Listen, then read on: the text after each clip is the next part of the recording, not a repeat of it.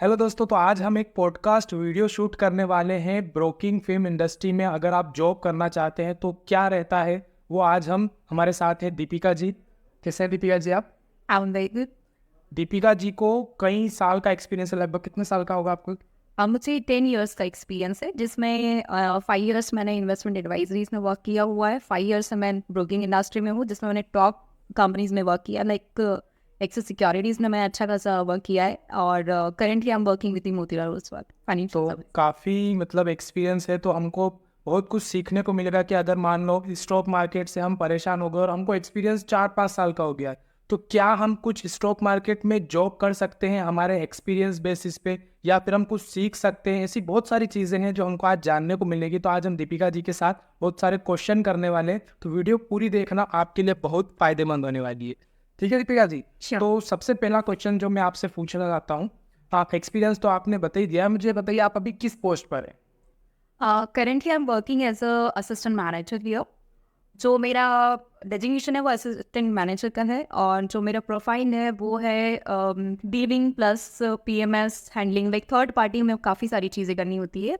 Insurance होता है, PMS होता है, टीजीएस होता है, और साथ में आईपी होता है, जो कि इन्वेस्टमेंट एडवाइजरी पोर्टफोलियो होता है। ये सारे क्लाइंट के बेनिफिट्स के लिए ही होते हैं, क्योंकि कहीं ना कहीं क्लाइंट क्या चाहता है, क्लाइंट चाहता है कि उसका जो पैसा हो वो सेफ रहे और कहीं इन्वेस्टेड रहे, ताकि वो आने वाले कभी इमरजेंसी होती है या फ्यूचर होता है उसमें उसको यूटिलाइज कर सकें।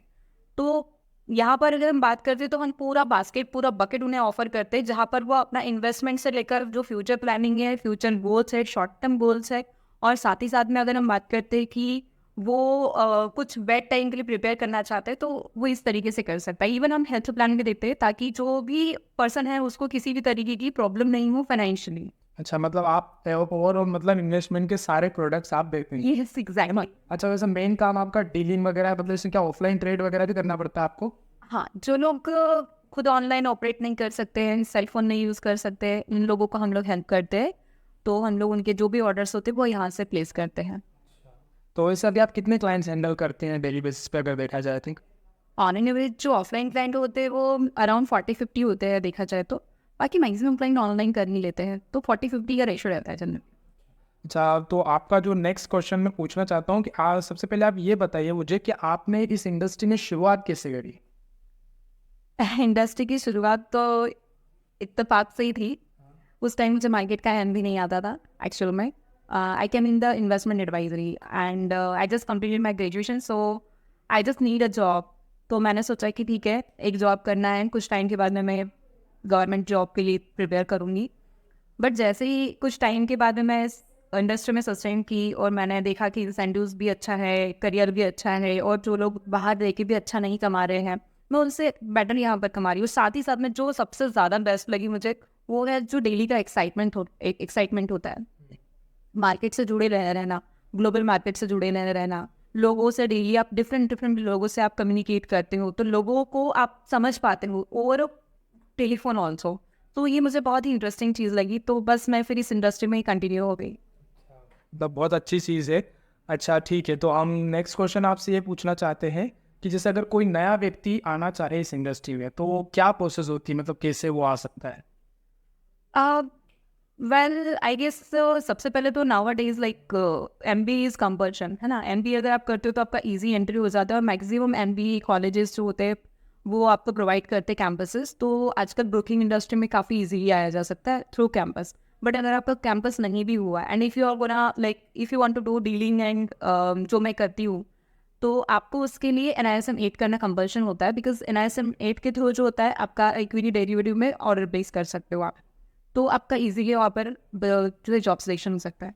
अच्छा, एक बात मैं और बता दूं आपको कि अगर मान लो आपका MBA नहीं है या फिर कोई ग्रेजुएशन डिग्री भी है और आप इस इंडस्ट्री में आना चाहते हो, तो आप जैसे शुरुआत में कुछ एक्सपीरियंस मांगते हो और आपके पास अगर एक्सपीरियंस नहीं है तो आप एक एडवाइजरी में जा सकते हो। एडवाइजरी में एक्सपीरियंस की ज़रूरत नहीं पड़ती। शुरुआत में आपके जिस सिटी में आप रहते हैं वहाँ पर भी एडवाइजरी मिल जाएगी, सब ब्रोकिंग मिल जाएगी। वहाँ पर आप एक एंट्री ले सकते हो, वहाँ पर साल भर का एक्सपीरियंस आपको हो जाएगा। शुरू में आप कम पैसों में काम करके एक एक्सपीरियंस ले सकते हो। उसके बाद फिर आप एक अच्छी ब्रोकिंग फर्म में इंटरव्यू देंगे तो आप एक सिलेक्शन ले सकते हो, क्योंकि आपके पास एक्सपीरियंस भी रहेगा, तो आपका इसमें सिलेक्शन हो सकता है। ठीक है, तो ये भी एक अच्छी चीज़ है, Sure. जाने के है ना एक्सपीरियंस हो जाता है, जैसे तो आप मैंने किया देख था। सकते हो।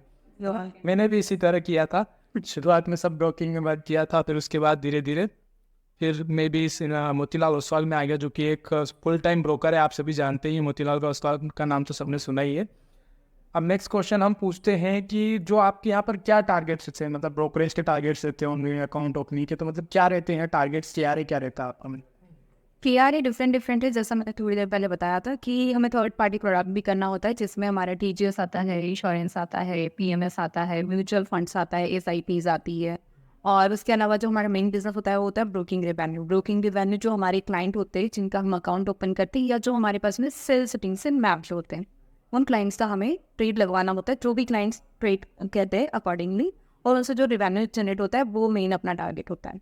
कुछ अकाउंट ओपन का भी रहता है, लाइक मिनिमम 2 अकाउंट्स आप ओपन कर सकते हो। कभी कॉन्टेस्ट भी आते हैं तो आप कॉन्टेस्ट क्वालिफाई कर सकते हो, तो आपको वहाँ से अच्छी अर्निंग हो जाती है। और KRA इन्हीं सब चीज़ों में। अच्छा, साथ में यहाँ पर जो मोतीलाल ओसवाल है, मुझे उसका एक बहुत ही अच्छा पॉइंट लगता है, वो ये है कि वो लोग लर्निंग पे बहुत ज़्यादा फोकस करते हैं। तो साथ ही साथ में आपको लर्निंग भी करना है। यहाँ के कुछ मॉड्यूल्स होते हैं जो डिग्री बेसिस पे भी आते हैं और वीकली बेसिस पे भी आते हैं और क्वार्टरली बेसिस मंथली बेसिस पे भी आते हैं एक्चुअली। तो वो सारे आपको क्लियर करना होता है। इट मीन्स कि आपको पढ़ना ही है, मतलब अगर आप पढ़ोगी तो आपको नॉलेज आएगा, और अगर आपको नॉलेज आ रहा है it means your growing, right. तो ये बहुत अच्छी चीज़ है। तो ये भी बहुत कंपल्शन होता है।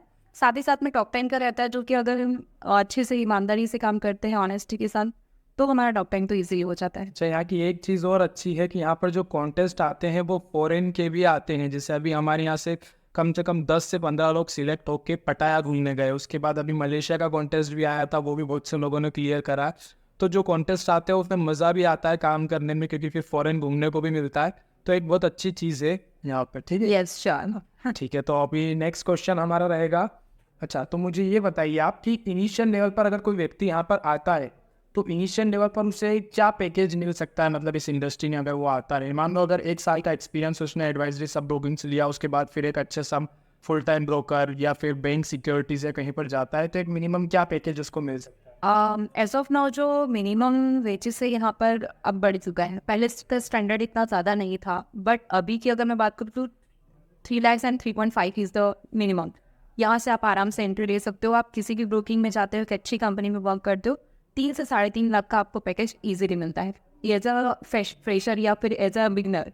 उसके बाद में तो सब आपकी कैपेबिलिटीज़ और आपकी स्किल्स पर है। अगर आप अच्छा अपने आप को प्रूव करते हो, अगर आप अचीवमेंट्स करते हो टारगेट, तो आपको डेफिनेटली ग्रोथ मिलती है। तो ये अच्छी चीज़ है कि मतलब मिनिमम जो हमें पैकेज है वो लगभग 3-3.25 के समथिंग का मिलता है, जो कि मिनिमम है।